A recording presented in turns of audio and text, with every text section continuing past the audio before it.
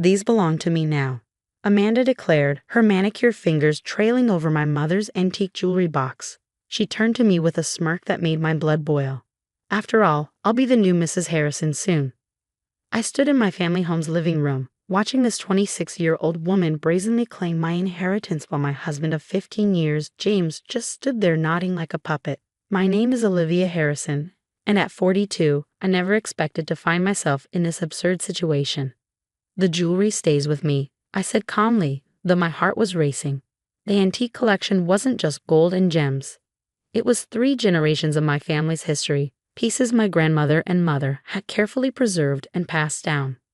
Amanda laughed, tossing her perfectly styled blonde hair. "James already promised them to me. Didn't you, darling?" She batted her eyelashes at my husband, who couldn't even meet my gaze. "Liv," James finally spoke, his voice carrying that condescending tone he'd developed since meeting his new secretary 6 months ago. "You need to be reasonable. Amanda and I are starting a new life together. These pieces should go to the woman who'll carry on the Harrison name." I felt a strange calm wash over me. Perhaps it was the months of preparation for this moment, or maybe it was knowing what waited in the attic above us. "You're right," I said, watching their expressions shift from smug to confused. "Why don't we check the attic first? There's an old box up there you both should see." James frowned. "What box?" "I've been through everything in this house." "Not everything," I thought. "Follow me," I said, already heading toward the stairs. I could hear Amanda's heels clicking behind me, no doubt expecting to find more treasures to claim. The attic was exactly as I'd left it last week, dusty and dim, except for the antique trunk I positioned prominently in the center. It was my grandmother's, a beautiful cedar piece with brass fittings that had always been kept locked. Until now. "Open it," I gestured to James. He hesitated, then knelt before the trunk, lifting a lid with a creak that seemed to echo through the space. Inside, laid out carefully on top of yellowed silk paper, was a stack of documents that made Amanda's smirk falter for the first time since she'd walked into my house. "What are these?" James asked, picking up the first envelope. "That would be the original deed to this house," I said, watching his face carefully. "The one showing it was left to me, not you, by my grandmother. The Harrison name has nothing to do with it." Amanda snatched another document from the trunk. This is from 1952. "My grandmother's marriage certificate," I confirmed, along with the prenuptial agreement that specifically stated all family heirlooms, including jewelry, would pass directly to female descendants only. My mother inherited everything legally, and so did I. James was shuffling through papers now, his hands shaking slightly. "These are all registered with the county. Why didn't I know about this?" "Because you never bothered to ask," I replied. "You were too busy building your perfect life with Amanda to notice I've been meeting with the family lawyer for months." Another document caught Amanda's eye, a recent one. "What's this about an LLC?" "Oh, that." I smiled. "That shows how I transferred ownership of all my inherited assets into a protected trust 3 months ago. Everything from this house to the jewelry you're so eager to claim is legally secured. Neither of you can touch any of it." The color drained from James's face. "You can't do this. We're still married." "Actually," I reached into the trunk and pulled out one final envelope. "We won't be for much longer. These divorce papers are already filed. You'll be served officially tomorrow." Amanda's voice rose to a shriek. "You planned this. You trapped us." "No," I said, my voice steady. "I protected what was mine, just like my grandmother and mother taught me to do." I watched as they frantically dug through the trunk, finding more evidence of my family's careful planning across 3 generations. Each document, each legal agreement had been preserved perfectly, creating an unbreakable chain of inheritance that James and his girlfriend couldn't challenge. "My lawyer will fight this," James threatened, but his voice lacked conviction. "Your lawyer can try," I agreed. "But considering these documents have been verified by 3 different legal firms and the county registrar, I wouldn't waste the money. Money you don't have much of anymore, since I froze our joint accounts this morning." Amanda's face contorted with rage. "You vindictive bye." "No," I said, my voice steady. "I protected what was mine, just like my grandmother and mother taught me to do." I watched as they frantically dug through the trunk, finding more evidence of my family's careful planning across 3 generations.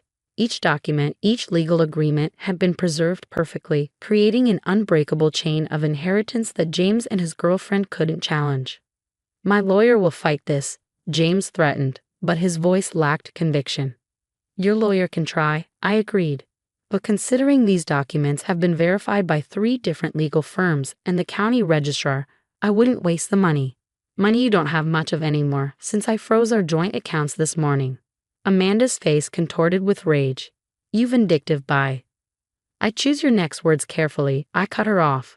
"Unless you want the HR department at Harrison and Associates to receive the evidence of your relationship with James while you were still his secretary. That non-fraternization policy is quite strict, isn't it?" The attic fell silent except for the sound of Amanda's heavy breathing. James looked like he aged 10 years in the past 10 minutes, the reality of his situation finally sinking in. "Now," I said, closing the trunk with a decisive click, "I think it's time for both of you to leave. My house, my rules." As they stumbled down the attic stairs, I heard Amanda hiss at James, "You said this would be easy. You said she was just a trophy wife who wouldn't fight back." I smiled, thinking of my grandmother's words written in her diary, which I found in this very trunk months ago. "A woman's strength isn't in making noise, but in being prepared when others try to silence her." Looking around the attic, I felt a deep connection to the women who'd come before me. They'd known someday another woman in our family might need protection, might need to fight for what was rightfully hers.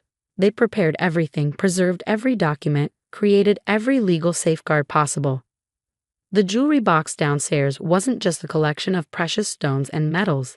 It was a symbol of their foresight, their strength, and now, my victory.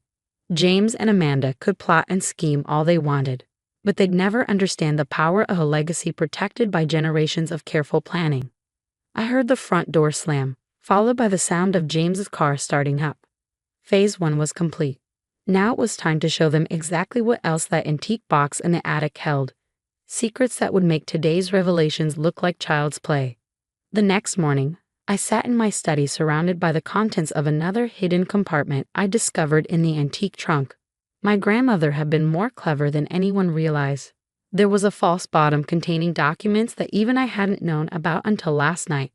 My phone buzzed incessantly with messages from James and his family. His mother, Eleanor, was particularly vocal. "How dare you embarrass our family like this? James told me everything about your vindictive behavior. We'll see you in court." I smiled, spreading out the yellowed papers before me. If Eleanor only knew what I discovered about her own family's past, she might think twice about threats. A knock at the door interrupted my thoughts. It was Marcus, my family's longtime accountant, who'd worked with both my mother and grandmother. "I came as soon as I got your message," he said, settling into the chair across from me. "Are these the documents you mentioned?" I handed him the first set of papers. His eyes widened as he read. This changes everything," he muttered, reaching for his reading glasses. "Does James know about this?" "Not yet," I replied, "but he will soon." The papers revealed that the Harrison family fortune, the very wealth that James and his mother had lorded over me for years, had actually been built using funds from my grandmother's family. A secret loan made in 1960 that had never been repaid, complete with compound interest calculations that would make any modern accountant sweat. According to these records, Marcus said, "Your grandmother's family essentially saved the Harrison business from bankruptcy. They never transferred ownership of the original investment, just allowed the Harrisons to manage it. And now, with accumulated interest and the original terms of the agreement, your family technically owns controlling interest in Harrison and Associates. James' grandfather never legally transferred the shares back." I leaned back in my chair, letting the implications sink in.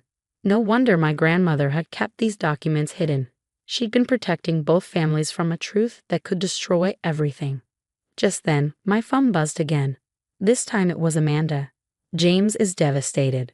His father's threatening to cut him off because of your lies. You've ruined everything." Poor Amanda, still thinking this was about her. She had no idea she was just a pawn in a much larger game. I turned back to Marcus. "How long will it take to verify these documents?" "I've already started the process," he replied. "But Olivia, are you sure you want to do this? This could destroy the Harrison family completely." I thought about James standing in our living room, watching silently as his girlfriend tried to claim my family's treasures.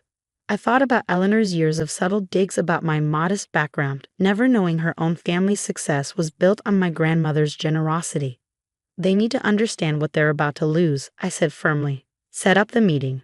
The next day, I walked into the Harrison and Associates boardroom, where James, Eleanor, and Amanda sat with their lawyer. Their expressions ranged from contemptuous to concerned. "This is a waste of time," Eleanor announced. "Whatever games you're playing, Olivia." I placed the documents on the table, sliding them toward their lawyer. "These might interest you." The room fell silent as their lawyer read, his face growing increasingly pale. Eleanor snatched the papers from him, her hands trembling as she scanned the contents. "This is impossible," she whispered. "Father would have told us." "Would he?" I asked quietly. Would he have admitted that his success was built on someone else's money? That he never truly owned what he claimed was his? James was reading over his mother's shoulder, his face ashen. These signatures are real." "Of course they are," I said. "My grandmother kept perfect records. She never intended to use them. She wanted both families to succeed. But you and Amanda forced my hand when you tried to take what wasn't yours." Amanda, who had been uncharacteristically quiet, finally spoke up. "I don't understand. What does this mean?" "It means," their lawyer interjected, "that Mrs. Harrison's family has legal claim to approximately 60% of Harrison and Associates. The original investment was never properly settled." Eleanor's face had turned an interesting shade of red. "You planned this. You've been planning this for years." I shook my head. "No, Eleanor. I discovered these documents yesterday in the same trunk that protected my inheritance from your son's schemes. My grandmother left us both gifts, me, the truth, and your family, decades of freedom to pretend this company was solely yours." James stood up abruptly.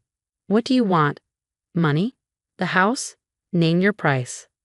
"I want you to understand what it feels like to have someone try to take what's yours." I replied calmly. "To feel powerless while others decide your fate. How does it feel, James?" The silence that followed was deafening. Eleanor was quietly crying. James looked like he might be sick, and Amanda was slowly inching her chair away from them both, her dreams of becoming the next Mrs. Harrison visibly crumbling. "You have 24 hours to decide," I said, standing up. "Either we negotiate terms that protect both families' interests, or I'll proceed with a full legal claim. Your choice." As I walked out of the boardroom, I heard Amanda's voice. James, maybe we should take a break." I smiled. Phase 2 was complete. The antique box in my attic hadn't just protected my inheritance. It had revealed a truth that would force the Harrisons to face their own lies. And there was still one more secret to reveal. The final document from my grandmother's trunk sat unopened on my desk. The envelope was marked to be opened only when all else fails. After yesterday's boardroom revelation, I knew it was time. My hands trembled slightly as I broke the seal. Inside was a letter and a single photograph that made my heart stop. It showed my grandmother standing beside James' grandfather, William Harrison, both young and smiling. They were holding hands. The letter began, "My dearest Olivia, if you're reading this, the Harrison family has forced your hand. There's one final truth they need to face." A knock at my door interrupted my reading. It was Eleanor, looking decades older than she had yesterday. "May I come in?" she asked, her usual imperious tone replaced by something almost humble. I gestured to the chair across from me. She sat, her eyes fixed on the photograph in my hands. "Where did you get that?" she whispered. "It was in my grandmother's trunk, along with this letter." I held up the pages. "Would you like to know what it says?" Eleanor's hands clutched her designer handbag so tightly her knuckles turned white. He was more than just a business partner, wasn't he? According to this letter, your father-in-law and my grandmother were in love. She loaned him the money to save his failing business, but his family forced him to marry someone else. Your mother-in-law. Tears rolled down Eleanor's cheeks. That explains so much. Why he was always so kind to your family, why he insisted on maintaining connections even when it made no business sense. I continued reading from the letter. William and I made a pact. The money would remain unofficially invested, and both families would be protected.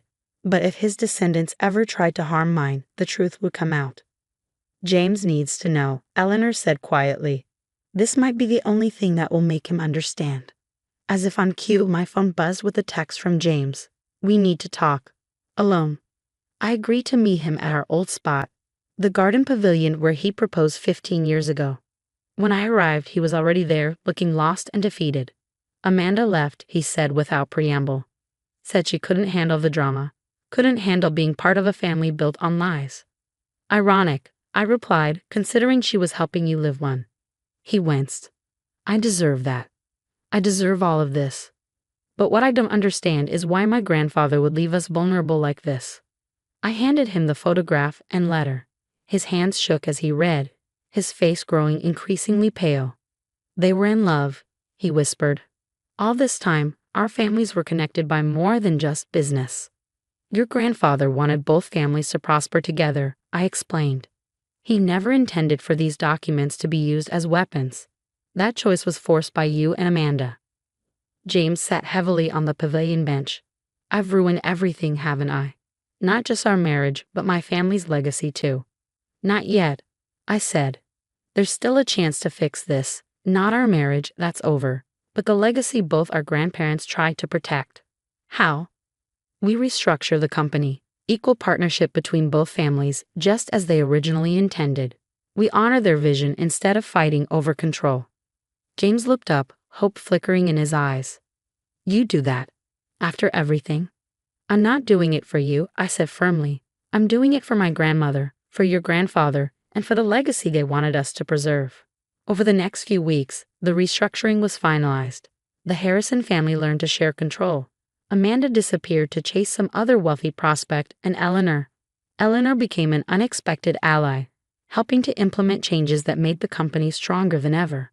The antique box in my attic had held more than just legal documents. It had contained a love story, a business empire's true origins, and the key to healing decades of hidden wounds. My grandmother had known someday these truths would need to come out, and she prepared everything perfectly. One evening, as I sat in my study reviewing the final partnership agreements, Eleanor knocked on my door again. I found this in William's old desk, she said, holding out another photograph. It showed my grandmother and William Harrison in their later years, still standing close, still sharing a secret smile. They never stopped loving each other, Eleanor said softly, but they chose to protect their families instead of choosing themselves. We owe it to them to do better. I nodded, understanding finally why my grandmother had protected these secrets for so long. Sometimes the truth isn't meant to destroy. It's meant to rebuild, to restore what was lost, to remind us of the love and sacrifice that built our foundations. The jewelry box still sits in my living room, untouched by Amanda's greedy hands. But now it represents more than just my inheritance. It's a symbol of two families brought back together by the very secrets that could have torn them apart forever. Sometimes the greatest revenge isn't in destroying your enemies, but in forcing them to face the truth they've been running from all along.